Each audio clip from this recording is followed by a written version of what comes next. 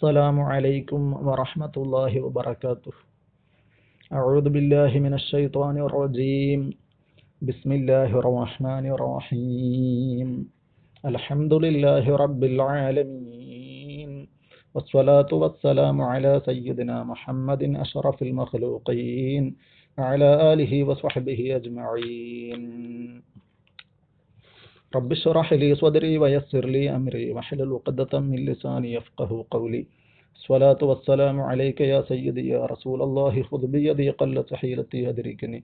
اللهم صل على نور الأنوار وسر الأسرار وترياق الأغيار ومفتاح باب اليسار سيدنا محمد المختار وآله الأطهار وأصحابه الأخيار عدد نعم الله وإفضاله.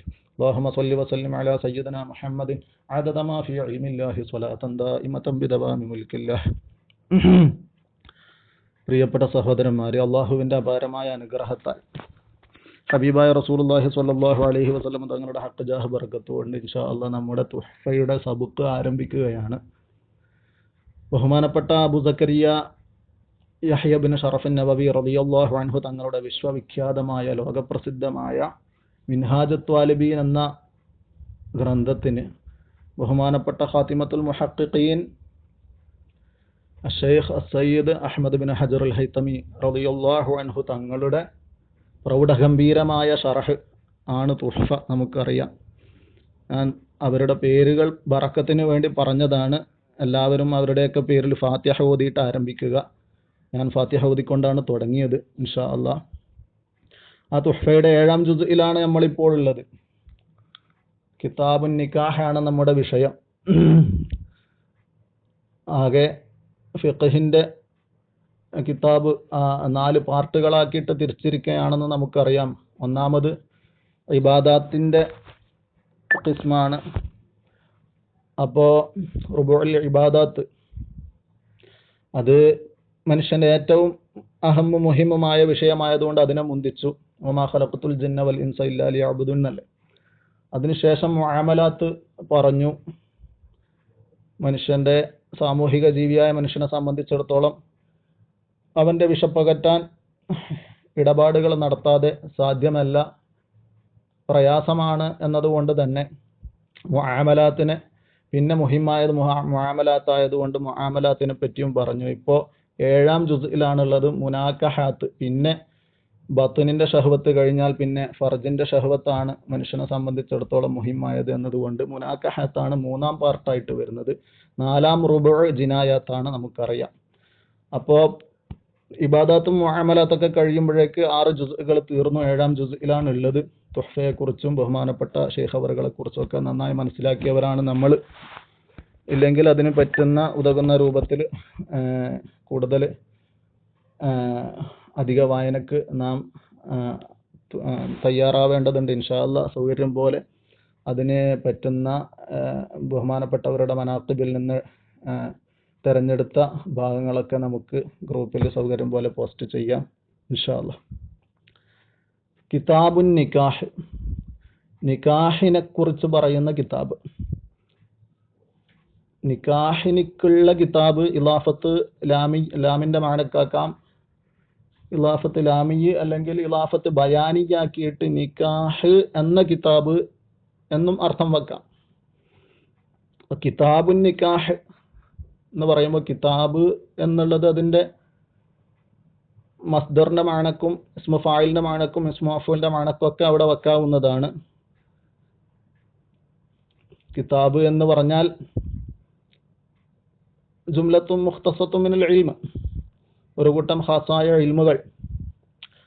അപ്പോൾ കിതാബ് എന്ന് പറഞ്ഞാലും ഫസ്ൽ എന്ന് പറഞ്ഞാലും ബാബ് എന്ന് പറഞ്ഞാലും ഒക്കെ ഒരേ അർത്ഥത്തിലാണെങ്കിലും 3ഉം കൂടി ഉണ്ടാവുമ്പോൾ കിതാബിന്റെ തഹ്തിലായിരിക്കും ബാബ് ഉണ്ടാവുക, ബാബിന്റെ തഹ്തിലാണ് ഫസ്ൽ ഉണ്ടാവുക. നമ്മൾ വായിക്കുന്ന 1-ാമത്തെ കലിമത്തിനെ കുറിച്ച് എന്തെങ്കിലും ഒന്ന് വിശദീകരിക്കണ്ടേ എന്നുള്ള നിലക്ക് പറഞ്ഞതാണ്. ഇൻഷാ അല്ലാഹ് നമ്മുടെ വിഷയം അതല്ല.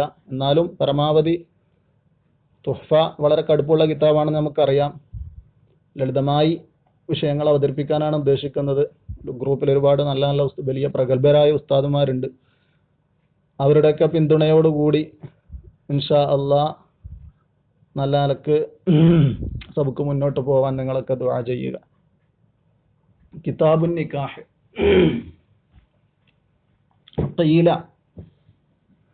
ആദ്യമായി പറയുന്നത് ബഹുമാനപ്പെട്ടവർ അതിൻ്റെ ലഫ്ളിയായ ബഹ്സാണ്. നിക്കാഹ് എന്ന പദത്തിനെ കുറിച്ച് ബഹുമാനപ്പെട്ടവർ ആദ്യം വിശദീകരിക്കും, പിന്നെ മത്നിലേക്ക് കടക്കും ഇൻഷാ അല്ലാഹ്.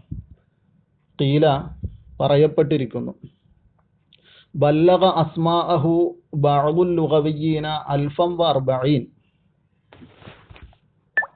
ഈ നിക്കാഹ് എന്ന പദത്തിനിക്ക്, നിക്കാഹ് എന്നതിനിക്ക് ഒരുപാട് ഇസ്മുകളുണ്ട്, ഒരുപാട് നാമങ്ങൾ നിക്കാഹ് എന്നതിന് പുറമെ ആ നിക്കാഹിനിക്കുണ്ട്. അപ്പൊ അതിന്റെ പേര് എത്രത്തോളം എന്ന് വെച്ചാൽ ചില ലുഗവീങ്ങൾ 1040 പേരുകൾ അതിനെ എണ്ണി എത്തിച്ചിട്ടുണ്ട് എന്നാണ് ആദ്യമായി ബഹുമാനപ്പെട്ടവർ പറയുന്നത്. ചില ലുഗവീങ്ങൾ ബഅദുൽ ലുഗവിയ്യീൻ എന്ന് പറഞ്ഞാൽ ബഅദ് കൊണ്ട് ചിലർ എന്നർത്ഥം വെച്ചാലും ഒരാളെ കൊണ്ടും സ്വാദിഖാവുമല്ലോ. അപ്പോൾ ബഹുമാനപ്പെട്ട അലി ഇബ്നു ജഅഫർ അൽ ലുഗവി റളിയല്ലാഹു അൻഹു ആണ് അത് എന്ന് അല്ലാമ ഷർവാനി പറയുന്നത് കാണാം. എൻ്റെ കയ്യിൽ ഷർവാനിയുള്ള ഒരു തുഹ്ഫയുടെ നുസ്ഖ ഇപ്പോൾ ഇല്ല. ഞാൻ ഷാമിലയുടെ മൊബൈലിൽ കിട്ടിയ നുസ്ഖ നോക്കിയിട്ടാണ് സബുക്ക് എടുക്കുന്നത് ഇൻഷാ അല്ലാഹ്. ബല്ലഗ അസ്മാഅഹു, ആ നിക്കാഹ് എന്നതിൻ്റെ നാമങ്ങൾ എണ്ണി എത്തിച്ചിട്ടുണ്ട് ബഅദുൽ ലുഗവിയ്യീന, ചില ലുഗവീങ്ങൾ, ഭാഷാ പണ്ഡിതന്മാർ, 1040 1040 ആയിട്ട് എത്തിച്ചിട്ടുണ്ട്. 1040 പേരുകൾ എണ്ണിയിട്ടുണ്ട്. വരാട്ടാ. ഇനി അതിന്റെ ലുഗവിയായ മാന വഹുവ ലുഗതൻ അദ്ദമ്മു വൽ വത്ഉ. നിക്കാഹ് എന്ന് പറഞ്ഞാൽ ഭാഷാർത്ഥത്തിൽ അദ്ദമ്മു കൂടിച്ചേരലാണ് അല്ലെങ്കിൽ കൂട്ടിച്ചേർക്കൽ, വൽ വത്ഉ സംയോഗം ചെയ്യൽ എന്നൊക്കെയാണ് അതിന്റെ ഭാഷാർത്ഥം.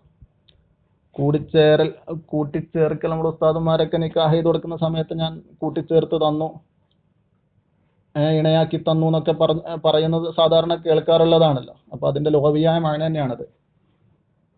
ഷറഅൻ, ഷറഇല് നിക്കാഹ് എന്ന് പറഞ്ഞാൽ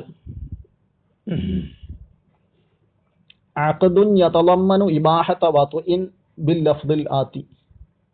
അഖ്ദുനൊരു ഇടപാടാണ്, യതളമ്മനു ഇബാഹത വത്ഇൻ സംയോഗം ഹലാലാക്കലിനെ ഉൾക്കൊള്ളിക്കുന്ന ഒരു ഇടപാടാണത്. ബിൽ ലഫ്ദിൽ ആതി ശേഷം വരുന്ന ലഫ്ദുകളെ കൊണ്ട്. ശേഷം വരുന്ന ലഫ്ദ് എന്ന് പറഞ്ഞാൽ ഇൻകാഹിന്റെയും തസ്വീജിന്റെയും ഒക്കെ ലഫ്ദ്, അൻകഹതുക വസവ്വജ്തുക എന്നൊക്കെ പറഞ്ഞ്, അൻകഹതുക അല്ലെങ്കിൽ സവ്വജ്തുക എന്നൊക്കെ പറഞ്ഞിട്ടാണ് അങ്ങനെ ആ ലഫ്ദുകളെ കൊണ്ട് വത്ത് ഹലാലാക്കുന്ന ഇടപാടിനിക്കാണ് ഷറഇൽ നിക്കാഹ് എന്ന് പറയുന്നത്.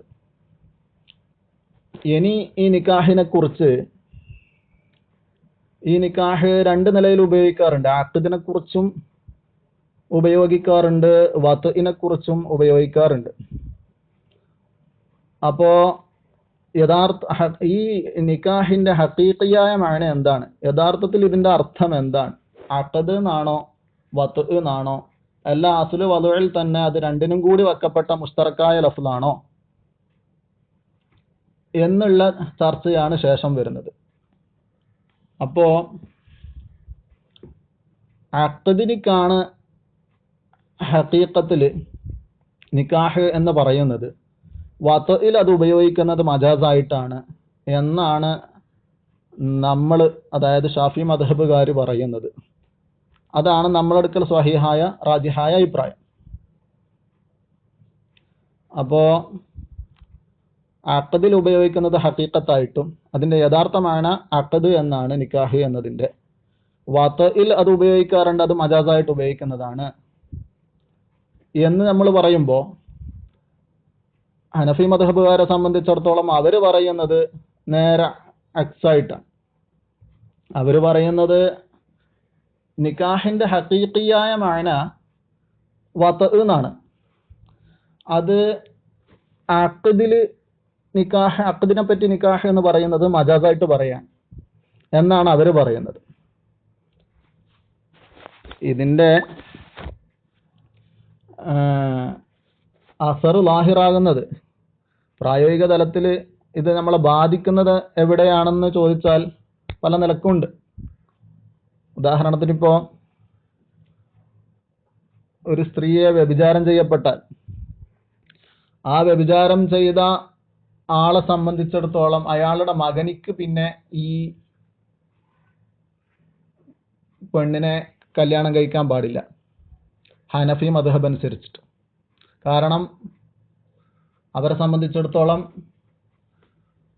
ഉപ്പ നിക്കാഹ് ചെയ്ത ആളായി മാറി. വലാ തൻകിഹു മാ നകഹ ആബാഉക്കും എന്നല്ലേ, നിങ്ങളുടെ പിതാക്കൾ നിക്കാഹ് ചെയ്ത സ്ത്രീകളെ നിങ്ങൾ നിക്കാഹ് ചെയ്യരുത് എന്നുണ്ടല്ലോ. അപ്പോൾ നിക്കാഹിനിക്ക് അവർ ഹഖീഖിയായ മഅന വെക്കുമ്പം സിന നടന്നാലും അതെന്താവും, നിക്കാഹ് എന്നുള്ളതിൻ്റെ പദം പരിഗണിക്കുമ്പോൾ അത് സിനയിലായാലും അവിടെ ബന്ധം സ്ഥിരപ്പെടും. എന്ന് പറഞ്ഞാൽ ഉപ്പ സിന ചെയ്ത ആളെ പെണ്ണിനെ മകനിക്ക് കല്യാണം കഴിക്കുന്നത് ഹറാമായി മാറും. നമ്മളെ സംബന്ധിച്ചിടത്തോളം അങ്ങനെ വരുന്നില്ല. കാരണം നമ്മളെ നിക്കാഹ് എന്നത് അഖദിനെ സംബന്ധിച്ച് പറയുന്നതാണ്. സിന അഖദ് നടക്കാതെ അത് എന്താണ്, അതിനെക്കുറിച്ച് വേണമെങ്കിൽ വത്ത് എന്ന് മാത്രം പറയാൻ പറ്റുന്ന ഒരു സംഭവമാണ്. അത് മനസ്സിലാക്കാൻ വേണ്ടിയിട്ടൊന്ന് വിശദീകരിച്ചെന്നേ ഉള്ളൂ. ഇൻഷാ അല്ലാഹ് അങ്ങനെ ഒരു സംഭവം ഇതിനിടെ കോടതിയിൽ വിവാദമായത് നിങ്ങൾ ഓർക്കുന്നുണ്ടാവും. ഒരു പെണ്ണിനെ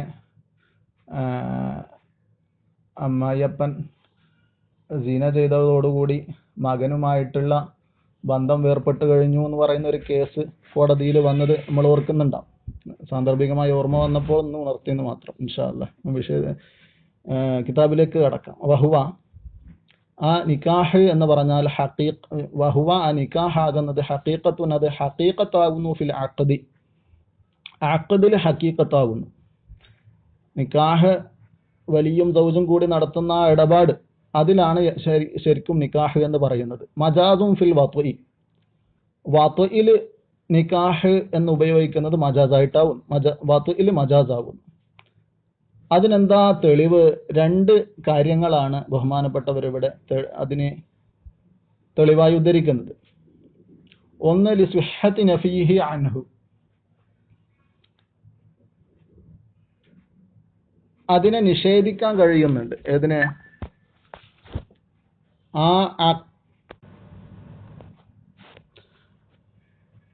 ലിസ്വഹത്തി നഫീഹി അൻഹു, ആ നിക്കാഹ് എന്ന പദം നിഷേധിക്കാൻ, നിക്കാഹിന് നിഷേധിക്കൽ ശരിയാവുന്നതിന് വേണ്ടി അൻഹു, ആ വത്ഇനെ തൊട്ട്. അപ്പോ വത്ഇ നടന്നാൽ അത് നിക്കാഹല്ല എന്ന് പറയാൻ പറ്റും. സിന ചെയ്താൽ, വ്യഭിചാരമാണെങ്കിൽ അത് നിക്കാഹല്ല, അത് എന്താണ്, വ്യഭിചാരമാണ്, സിനയാണ്, നിക്കാഹ് അല്ല എന്ന് പറയാലോ. അപ്പൊ മജാസാണ് എന്നുള്ളതിന് തെളിവ് അല്ല എന്ന് പറയാൻ കഴിയും, നിഷേധിക്കാൻ കഴിയും എന്നുള്ളത് തന്നെയാണ്. അതാണ് മജാസിന്, ഏതൊരു മജാസിനിക്കും മജാസ് ആവുമ്പോൾ അത് നിഷേധിക്കാൻ കഴിയും, ഹഖീഖത്താവുമ്പോൾ നിഷേധിച്ചാൽ അത് ശരിയാവുന്നതല്ല എന്നുള്ളതാണ് മജാസിന് തെളിവായിട്ട് ബഹുമാനപ്പെട്ടവർ പറയുന്നത്.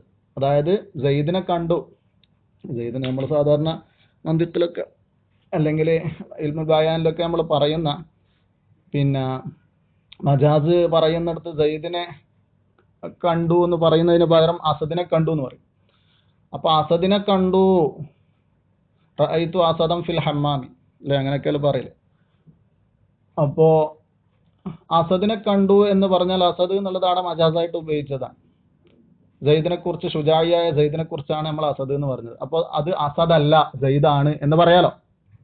അതേസമയത്ത് സെയ്ദല്ല എന്ന് പറയാൻ പറ്റില്ലല്ലോ. അപ്പൊ ഹഖീഖിയായ മഅനയെ നമുക്ക് എന്താക്കാൻ കഴിയില്ല, നിഷേധിക്കാൻ കഴിയില്ല. സെയ്ദല്ല എന്ന് പറയാൻ പറ്റില്ല. അതേസമയം അസദ് അല്ല എന്ന് പറയാം. എന്നതുപോലെ തന്നെ വതഇനെ കുറിച്ച് നിക്കാഹ് അല്ല എന്ന് പറയാം. അപ്പൊ നിഷേധിക്കാൻ കഴിയുന്നുണ്ട്. അതാണ് മജാസാണ് എന്നുള്ളത്, വതഇൽ അത് ഉപയോഗിക്കുന്നത് മജാസാണ് എന്നുള്ളതിന് ഒരു തെളിവ്. പിന്നെ രണ്ടാമത്തെ കാരണമായി ബഹുമാനപ്പെട്ടവർ പറയുന്നത് വലിസ്തിഹാലത്തി അയ്യകൂന ഹഖീഖത്തുൻ ഫീഹി, വലിസ്തിഹാലത്തി അയ്യകൂന ഹഖീഖത്തൻ ഫീഹി വയുക്ന ബിഹി അനിൽ അഖദി. ഇത് വത്ഇൽ ഹഖീഖത്താവുകയും എത്തരത്തിൽ അഖദിനെ തൊട്ട് അത് കിനായത്തായി ഉപയോഗിക്കപ്പെടുകയും ചെയ്യുക എന്നുള്ളത് മുഹാലായതിന് വേണ്ടിയും. എങ്ങനെ? ഇതിപ്പോ ഹനഫി മദ്ഹബുകാരൊക്കെ പറയുന്നത് നമ്മൾ നേരത്തെ പറഞ്ഞതുപോലെ അഖദില് മജാസാണ്, വത്ഇല് ഹക്കീക്കത്താണ് എന്നാണല്ലോ. അപ്പൊ വത്ഇൽ ഇത് ഹക്കീക്കത്തായിട്ട് ഉപയോഗിക്കുക, എന്നിട്ട് അഖദിനെ കുറിച്ച് നമ്മൾ നിക്കാഹ് എന്ന് പറയുന്നത് മജാസാണെന്ന് വെക്കുക, അത് മുഹാലാണ്. മുഹാലാന്ന് പറഞ്ഞാൽ അഖ്ലിയായ മുഹാലാണെന്നുള്ള അർത്ഥത്തിലല്ല, ഉർഫിയായ മുഹാലാണ്. അങ്ങനെ പ്രയോഗിക്കപ്പെടലില്ലല്ലോ. സാധാരണ കൂടുതൽ അക്ബഹായതിന് കബീഹും ഹസനും ഉണ്ടാകുമ്പോൾ ഹസനിനെ തൊട്ട് കബീഹ് കൊണ്ട് കിനായത്താക്കി പറയില്ലല്ലോ, നേരത്തെ ഇഷ്ടമല്ലേ പറയാം. കബീഹ് പറയാൻ വിഷമമുള്ളത് കൊണ്ട് അതിനെ തൊട്ട് കിനായത്തായിട്ട് ഹസന് കുറച്ച് നല്ല പ്രയോഗം നടത്തുകയാണ് ചെയ്യുക. ഇതാണ് പിന്നെ ഹസനും കബീഹും ഉണ്ടാവുമ്പോൾ നമ്മൾ കിനായത്താക്കുന്നത് ഹസന് കൊണ്ടാണ് കിനായത്താക്കുക, കബീഹിനെ പറയാതിരിക്കുകയാണ് ചെയ്യുക. നമ്മൾ പിന്നെ അഹുന്നബുൻ ഹാമുൻ കദാക വഹനുൻ വന്നഖ്സു ഫീ ഹാദൽ അഖീർ അഹ്സനു എന്നുള്ളടത്ത് അൽഫിയയില് അതിന്റെ ഷർഹിലൊരു ഹദീസ് കാണാലോ. റസൂലുള്ളാഹി സ്വല്ലല്ലാഹു അലൈഹി വസല്ലം തങ്ങൾ തന്നെ പറഞ്ഞു ഫഅയിലുഹു ബിഹനി അബീഹി, അങ്ങനെ ഒരു ഹദീസ്. ഉപ്പാന്റെ ഹനി കടിക്കാൻ പറയും, പിന്നെന്താ വലാ തക്നു ബിഹി, അങ്ങനെന്തോ റസൂലുള്ളാഹി സ്വല്ലല്ലാഹു അലൈഹി വസല്ലം തങ്ങൾ പറഞ്ഞു നിങ്ങൾ കിനായത്താക്കി പറയണ്ട. അപ്പൊ കിനായത്താക്കി പറയല് എങ്ങനെയാണ്? ഹനി, ഉപ്പാന്റെ ഹനി എന്ന് പറയുന്നത് അത് ശരിക്കും അതിന്റെ ഫർജെന്നോ അല്ലെങ്കിൽ അതിന്റെ മഅന സ്വരീഹാക്കി അല്ല അതിന്റെ ലഫ്ദ് സ്വരീഹാക്കി പറയാൻ ബുദ്ധിമുട്ടുള്ളത് കൊണ്ടാണ് അവിടെ ഹനി എന്ന് പ്രയോഗിക്കുന്നത്. അപ്പൊ സ്വരീഹാക്കി പറയൽ മോശമായ സംഗതി മറച്ചു വെച്ചിട്ട് അത് കുറച്ച് നല്ല പദങ്ങൾ ഉപയോഗിക്കലല്ലേ കിനായത്തിൽ നടത്തേണ്ടത്. അപ്പോ അഖദിനെ കുറിച്ച് പിന്നെ വത്ഉ എന്ന അർത്ഥം വരുന്ന നിക്കാഹ് എന്ന പദം മജാസായി ഉപയോഗിക്കുന്നത് അത് മുഹാലല്ലേ, അങ്ങനെ കിനായത്തായി പറയൂലല്ലോ. കിനായത്തായി പറയുന്നുണ്ടെങ്കിൽ നേരെ തിരിച്ചിട്ടല്ലേ പറയേണ്ടത്. അഖദ് എന്നുള്ളത് നല്ല പദമല്ലേ, അതിന് പകരം നിക്കാഹ് എന്ന് പറയാം മോശമായ പദം. മോശമായ പദം എന്ന് പറഞ്ഞാൽ നിക്കാഹിന് ഹഖീഖിയായ വത്ഉ എന്നല്ലേ. അങ്ങനെ വത്ഉ എന്നർത്ഥം വരുന്ന നിക്കാഹ് എന്നുള്ള പദം മജാസായിട്ട് അഖദിനെ കൊണ്ട് പറയുക എന്നുള്ളത് മുഹാലാണ് എന്നാണ് രണ്ടാമത്തെ കാരണമായി ബഹുമാനപ്പെട്ടവർ പറയുന്നത്. വലിസ്തിഹാലത്തി അൻ യകൂന ഹഖീഖതൻ ഫീഹി, വലിസ്തിഹാലത്തി അൻ യകൂന, ആ നിക്കാഹ് എന്ന പദം ഉപയോഗിക്കുന്നത് മുഹാലായതിന് വേണ്ടി, ആവുന്നത് മുഹാലായതിന് വേണ്ടി ഹഖീഖത്തൻ ഹഖീഖത്താവുന്നത് ഫീഹി, ഏതില്? അഖദിൽ ഹഖീഖത്താവൽ മുഹാലാണ്. എത്തരത്തിൽ? വയുക്ന ബിഹി, അതുകൊണ്ട് കിനായത്താക്കപ്പെടുകയും ചെയ്യുക, അനിൽ അഖദി വത്ഇൽ ഹഖീഖത്തായി ഉപയോഗിക്കപ്പെടുക, എന്നിട്ട് വയുക്ന ബിഹി അനിൽ അഖദി, അഖദിനെ തൊട്ട് അത് കിനായത്തായി പറയപ്പെടുകയും ചെയ്യുക എന്നുള്ളത് ശരിയല്ല, അത് മുഹാലാണ്. ലിസ്തിഖ്ബാഹി ദിക്രിഹി കഫിഇലിഹി, കാരണം ആ വത്ഉ എന്ന് പറയുന്നത് മോശമായതിന് വേണ്ടി കഫിഇലിഹി, അത് പ്രവർത്തിക്കുന്നത് പോലെ തന്നെ വത്ഉ ചെയ്യുന്നത് പോലെ തന്നെ വത്ഉ എന്ന് പറയലും മോശമാണല്ലോ.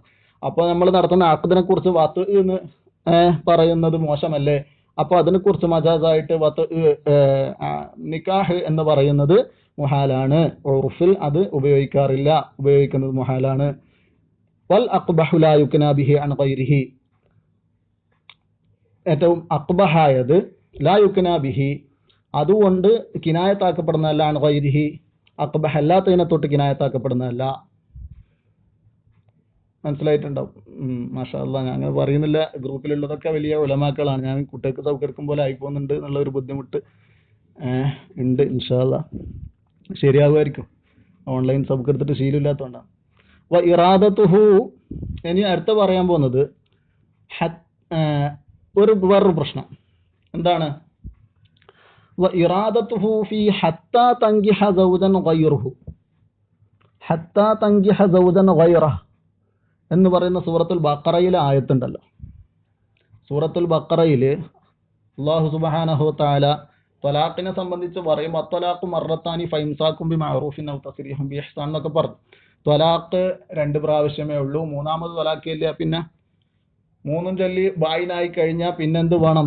ഇനി ആദ്യ ഭർത്താവിന് ഇവളെ വിവാഹം ചെയ്യണം എന്നുണ്ടെങ്കിൽ, നിക്കാഹ് ചെയ്യണം എന്നുണ്ടെങ്കിൽ എന്ത് വേണം? ഹത്താ തങ്കിഹ സൗജൻ ഗൈറ, മറ്റൊരു ഭർത്താവിനിക്ക് ഇവൾ വിവാഹിതയാവുന്നത് വരെ, മറ്റൊരാൾക്ക് ഇവൾ വിവാഹിതയാവുന്നത് വരെ ആദ്യ ഭർത്താവിനിക്ക് ഇവളെ നിക്കാഹ് കഴിക്കാൻ പറ്റൂല. അവിടെ നിക്കാഹ് എന്ന് പറഞ്ഞാൽ മറ്റൊരാൾ അഖ്ദ് നടത്തിയാൽ പോരല്ലോ. ഹത്താ തങ്കിഹ സൗജൻ ഗൈറഹു എന്ന് പറഞ്ഞാൽ വേറൊരാൾക്ക് ഇവൾ വിവാഹിതയാകുന്നത് വരെ നടത്തം വെക്കുമ്പോൾ നിക്കാഹ്, അവിടെ നിക്കാഹിനിക്ക് അഖ്ദ് നടത്തം വെച്ച വേറൊരാൾ അഖ്ദ് നടത്തിയത് കൊണ്ട് മാത്രം ആദ്യ ഭർത്താവിന് ഇവൾ ഹലാലാവൂലല്ലോ. അപ്പോ അവിടെ അർത്ഥം വെക്കുന്നത് പിന്നെ വത്ത് നടത്ത് ഹത്താ തങ്കിഹ സൗജൻ ഗൈറഹു എന്ന് പറഞ്ഞാൽ അവിടെ വത്ത് അല്ലേ ഉദ്ദേശം. അപ്പൊ പിന്നെ അവിടെ നിക്കാഹിന്റെ ഹഖീഖിയായ മഅന അഖ്ദ് എന്നാണെങ്കിൽ നമ്മൾ ഷാഫി മദ്ഹബുകാർ പറയുന്നത് പ്രകാരം അവിടെ അഖ്ദ് നടക്കൽ കൊണ്ട് തന്നെ ആദ്യ ഭർത്താവിന് ഹലാലാവണ്ടേ, അവിടെ വത്ത് നടക്കണം എന്നില്ലല്ലോ എന്നുള്ളൊരു പ്രശ്നം വരും.